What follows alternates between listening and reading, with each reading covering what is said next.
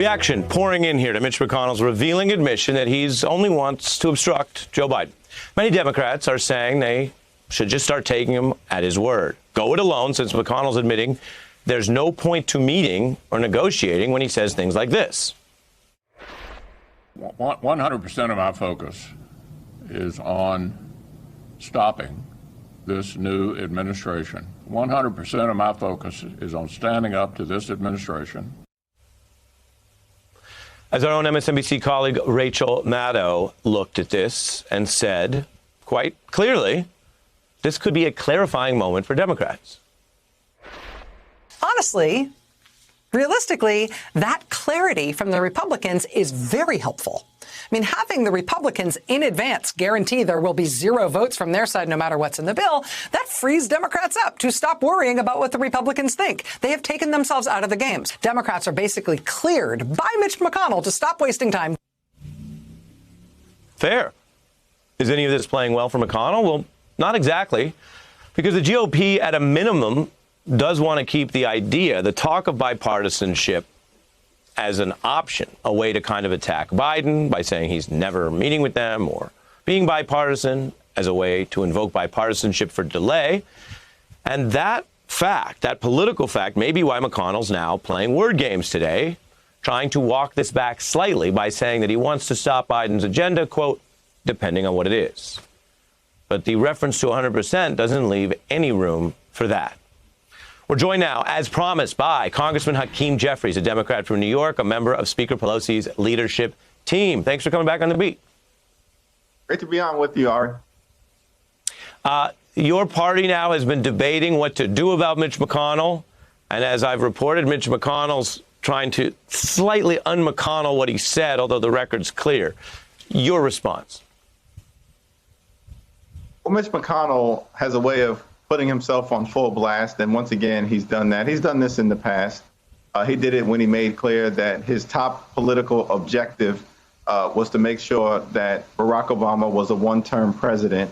This is the same person who labeled himself as the Grim Reaper a few years ago and made it clear to his donors that his sole job was to stop things from happening. And now, of course, he's doubled and tripled down on that message.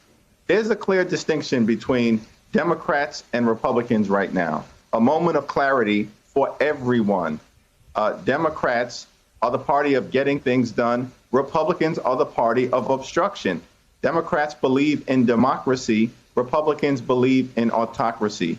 Democrats believe in building back better, the American Rescue Plan, the American Jobs Plan, the American Families Plan, and Republicans are all about grievance and xenophobia.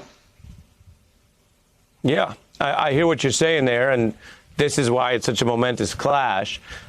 Since we have you on the House side, I want to get into this other story. The congressman stays, but here we are 6 months into Biden's presidency, Republicans squabbling about the past, as we've been discussing. The number one House Republican actively trying to oust the number 3, Liz Cheney, because she's fact-checked Trump's election lies. Now, this is the Republican Party's Trump problem. It has been playing out at the highest levels of the party this week. And as I think the congressman knows, sometimes we turn to bars and poetry for wisdom around here. Republicans could certainly use some from the great writer Joan Didion, who recounted how it took her a long time to see that she'd stopped believing in new faces and came to understand, quote, it is distinctly possible to stay too long at the fair. Congressman, I quote the great Didion for that idea because you've got people at the MAGA fair 6 months, half a year into a new political era, and they're not even being extreme in pursuit of some quote unquote party ideal, which may or may not be right. They're being extreme in the service of relitigating lies for an election lost, signed, sealed, delivered. Yeah, Maya Angelou once said, if someone tells you who they are, believe them. And this is who House Republicans are at this point. The House Republican Conference is a full-blown cult of personality as it relates to bending the knee to Donald Trump. We can't sugarcoat it. We can't moderate the language. This is who they are, and that is why they're ousting Liz Cheney. Liz Cheney has one of the most conservative voting records in the entire House of Representatives, more so than the person who it appears may replace her. The big difference is she's not willing to perpetrate the big lie that the election was stolen and Donald Trump somehow should be the president of the United States of America. This is a very reckless moment. Ulysses Grant once said, there are but two parties now, patriots and traitors. This was back in 1861. Liz Cheney has chosen to be a patriot, and apparently being a patriot may be inconsistent with being a House Republican. As we say in the business, bars, Congressman. I also, since I have you as a member of the Judiciary Committee, I want to get your views on this unfolding Giuliani controversy. And you and I both understand everyone's entitled to due process. The raid is a bad sign, but he hasn't been accused of anything yet. But he's also been at the center of the big election lie. Here he was defending himself on Hannity. Just about the day that I begin representing him is the day they go invade my iCloud. So try telling somebody that it wasn't to get the material on Donald Trump. Totally done because they want to destroy my credibility. There's no way that I'm a Russian agent or anybody else's agent. I was a lawyer who was representing a client who was innocent. The biggest burden a lawyer can have is to represent an innocent man, and I did it damn well. Congressman, your response, and does this process, however it plays out, does it matter for accountability? Plenty of people want to move on, focus on the business of the day, but there was so much that was done against the Justice Department and equality under the law. Does it matter to have potentially accountability for some of these acts in the Trump era?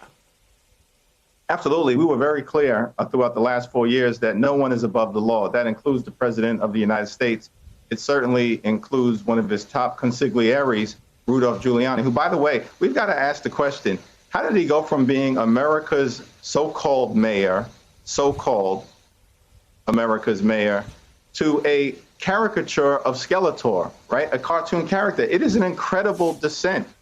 And he wrapped into it so much apparent criminality that the Justice Department is compelled to investigate. And so our view is really just that the Justice Department should follow the facts, apply the law, as always, be guided by the Constitution, and let the chips fall where they may. And if that means an indictment and a trial, then so be it. Hey, I'm Ari Melber from MSNBC. You can see more of our videos right here, or better yet, subscribe to our YouTube channel below. You could have been anywhere in the world, but you're here with us, and we appreciate that.